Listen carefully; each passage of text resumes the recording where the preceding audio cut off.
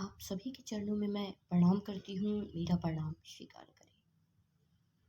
और आइए हम लोग चलते हैं अपने साहब द्वारा लिखित पुस्तक आओ चले शिव की ओर। इसमें हम लोग चलते हैं 145 पेज नंबर नीचे के पैराग्राफ में। और यहाँ हमारे साहब लिख रहे हैं, जब नियम काम नहीं कर रहे हो तो दया साथ देती है। एक उदाहरण से समझा जा सकता है।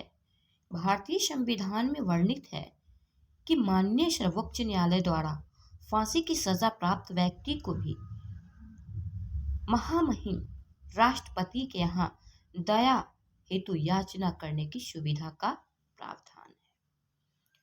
जैसे इसको हम लोग एक उदाहरण से समझ सकते हैं कि कोई व्यक्ति है जिसने बहुत सारे मर्डर किए हैं। अब उस पे कोर्ट की तरफ से, भारतीय संविधान की तरफ से, कोर्ट की तरफ से यह फैसला हुआ है कि उसे फांसी की सजा दी जाएगी। और निश्चित है कि उसे फांसी की सजा मिलेगी ही मिलेगी, इसको कोई टाल नहीं सकता है। अब इस अवस्था में वो व्यक्ति यह जान रहा है कि अब मेरा बचने का कोई उम्मीद नहीं है, अब मेरा बचने का कोई चांस नहीं है। तब वो इस हालात में उसके पास मात्र एक ही उपाय बचता है, और वह उपाय है कि वह महामहिम राष्ट्रपति के यहाँ दया की याचना करे। और वो दया की याचना के लिए एक एप्लीकेशन लिखता है, जिसमें वो अपने हालात, अपनी कंडीशन जताता है कि मुझसे जो भी हुआ, मैं आज के बाद यह गलती नहीं करूँगा। मेरे घर में बूढ़े माँ है, बाप है, पत्नी है, बच्चे हैं, उसे देखने वाला कोई नहीं है। यानी कि वह अपने हालात को सुनाता है। तब चाहे तो महामहिम राष्ट्रपति का यह अधिकार है कि वो उस पे दया कर सके। यह एकमात्र दया करने का अधिकार राष्ट्रपति को ही है। यहाँ पे कानून ने सजा सुना दी है, पर उस सजा को चाहे तो राष्ट्रपति दया करके उसे दया के आधार पे उसे सजा से बरी किया। इसीलिए यहाँ कहा जा रहा है कि संविधान का यह प्रावधान बताता है कि दया की परिधि नियमों से बाहर है। यानी कि संविधान का यह प्रावधान बताता है कि दया की जो परिधि है वो नियम से बाहर है।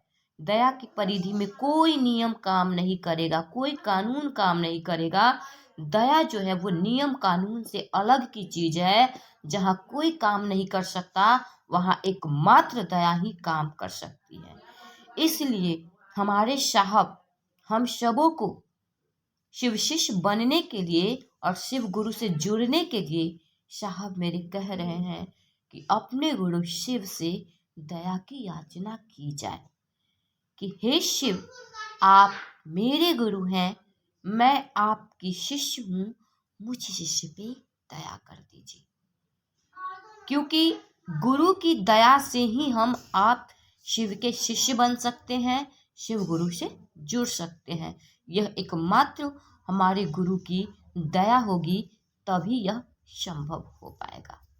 इसलिए अपने गुरु शिव से हम लोग मन ही मन बार बार दया की याचना करें। तो आज हम लोग इस वीडियो को यहीं तक रहने देते हैं।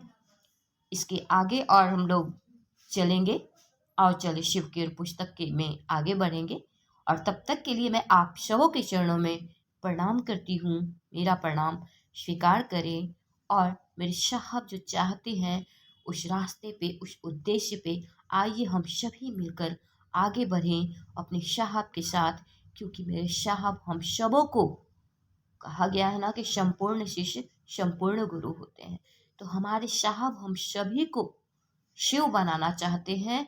इसलिए हम आप शिव के राजमार्ग पे चले, अपने साहब के साथ चले। आप सब के चरणों में मैं फिर से प्रणाम करती हूँ। मेरा प्रणाम स्वीकार